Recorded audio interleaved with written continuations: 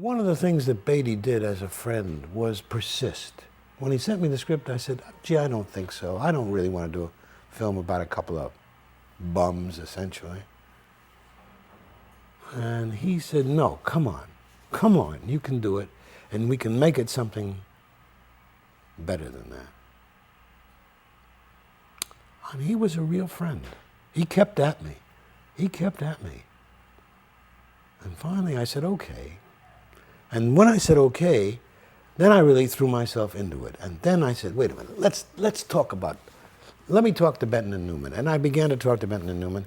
And I began to realize that I had a lot of associations with Bonnie and Clyde. I remember as a kid seeing their photograph on the front page of the newspapers. I remember that the talk about them. I mean, it was not particularly vivid, but I remembered them as figures. And more importantly, I remembered the time. I remembered the depths of the Depression. And so I was able to bring that aspect to the film. I said to Benton and Newman, we've got to set this essentially in a much more detailed way inside the Depression. If it's not embedded in the economic depression, it doesn't make sense. That's the system. What I became was the proponent of embedding it in a time and place,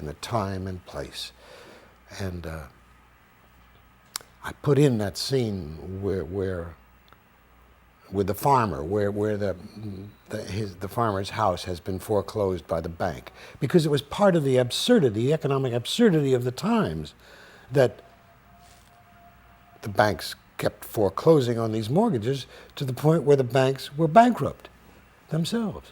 And it was a kind of eating your own entrails, you know? And so the logic of the film began to emerge, which is, and so perhaps a certain kind of appropriate behavior in a circumstance as insane as this loop is to take action. Little did I know that it was going to resonate into its own time. I mean, that was exactly where we were in the 60s, so that I think people associated and brought to that situation an analogous situation in their own lives. I mean, resist the draft, resist the war in Vietnam, break out of these kind of constrictive mores, have a sexual revolution, and in effect, it just happened to be appropriate to that time.